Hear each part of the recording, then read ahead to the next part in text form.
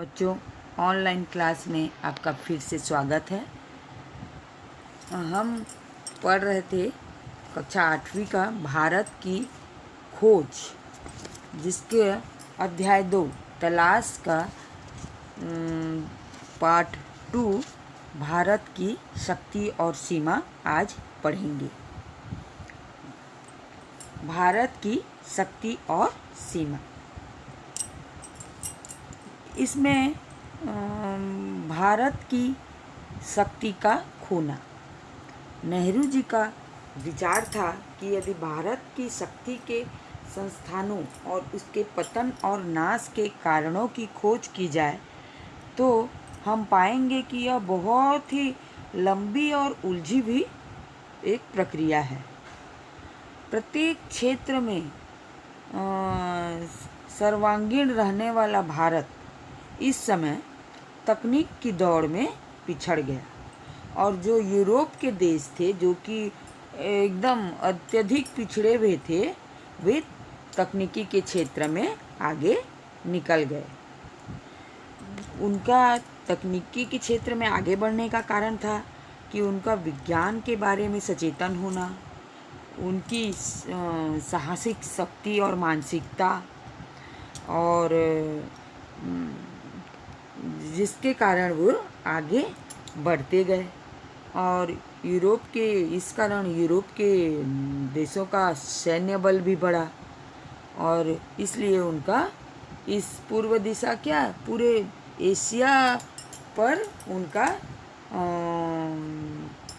Asia से आगे बढ़ने की होड़ में वो पूरे एशिया से भी आगे बढ़ गए। इसके लिए ये नहीं है कि भारत के पास मानसिक सजगता और तकनीकी कौशल की कमी नहीं थी।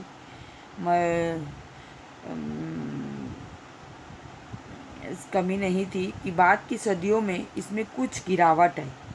और भारत जो नवीन खोजों के लिए नित्य नए नए आविष्कार करने में जो अग्रणी था भारत, और उनकी इस खोजों में उनकी लालसा और परिश्रम में कमी होने लगी,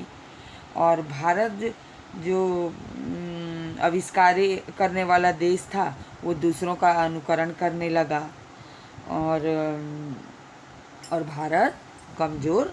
पड़ने लगा। इस समय साहित्य की रचना होने लगी। इस समय भव्य कला करने वाला भारत में पश्चिमी देशों के प्रभाव के कारण पच्चीकारी वाली नक्काशी की जाने लगी, और भाषा का रूप भी जटिल होने लगा, जो कि सरल और सजी समृद्ध भाषा का स्थान अलंकारों से परिपूर्ण जटिल भाषा ने ले लिया। और इस समय भारत में रूढ़िवादिता ने भी घर कर लिया भारत के लोगों में, और उनकी विवेकपूर्ण चेतना लुप्त हो गई, और जो अपनी नए नए खोजों, आविष्कारों और उत्तम संस्कृति के लिए जो देश भारत चर्चित था, उसमें अंधविश्वास व संकीर्ण रूढ़िवादियों ने घर कर गया, जिसके कारण जो कि भारत की उन्नति में बाधक बना, और मूर्ति पूजा का प्रभाव यहाँ पर बढ़ने लगा, जिसके कारण भारत गतिहीन व जड़ हो गया, और उनकी विवेकपूर्ण चेतना लुप्त हो गई, और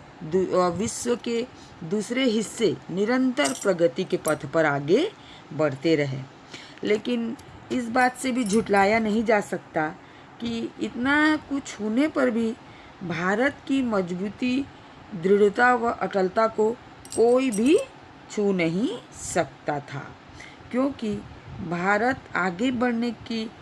की आगे बढ़ने की निरंतरता हमेशा बनी रही, और पुनर्जागरण के कार्य भी होते रहे। और प्राचीन भारत का ढांचा तो पुराने रूप में रहा, लेकिन उसके अंदर की गतिविधियां भी बदलती रहीं, और नए के साथ पुराने के सामंजस्य स्थापित करने की इच्छा भी बराबर बनी रही। इसी लालसा ने भारत को गति दी, वह पुराने को बनाए रखने के साथ साथ नए विचारों को आत्मसात करने का सामर्थ्य भी दिया।